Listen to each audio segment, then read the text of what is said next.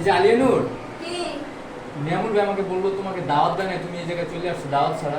দাওয়াত ছাড়া আমি আবার দাওয়াত ছাড়া এই যে কেমন পাগল কেটে দাওয়াত দিব। এই যে ভাই কইতেছে দাওয়াত দেয় না। এত বড় একটা অনুষ্ঠান দাওয়াত বাংলাদেশ জিওবি, ঠিক আছে, এটা কি হ্যাঁ। ছোট মোটো সংগঠন না। বাংলাদেশের সমস্ত সাংবাদিক এখানে উপস্থিত হয়েছে আজকে। এই এর ভিতরে আমার মাথা আলিয়ানুর পাগলের দাওয়াত দিব। এই আচ্ছা হ্যাঁ। আমি কি এই জায়গাটা চিনি?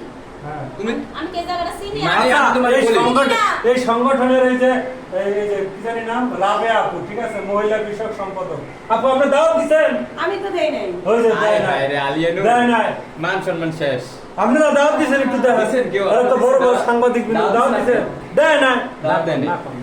দেয় না। না না দেই নাই। এসব না।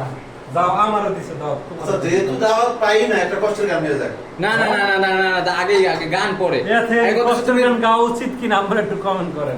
তুমি যে দাওয়াত ছাড়া যে আসছো, হ্যাঁ। দাওয়াত ছাড়া যে আসছো, এখন তোমাকে সবাই লজ্জা দিতেছে। মানে তুমি বাসায় যায় কি পরে এটার জন্য কোনো ব্যবস্থা নেবা নিয়ামুল ভাইয়ের কি জন্য? ব্যবস্থা নেবে? হ্যাঁ।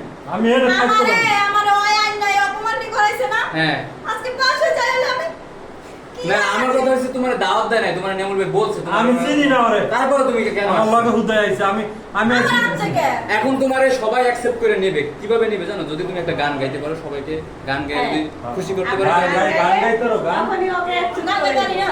যেহেতু ও দাওয়াত ছাড়া আসছে। হ্যাঁ, গান সেলিম ভাই, সেলিম ভাই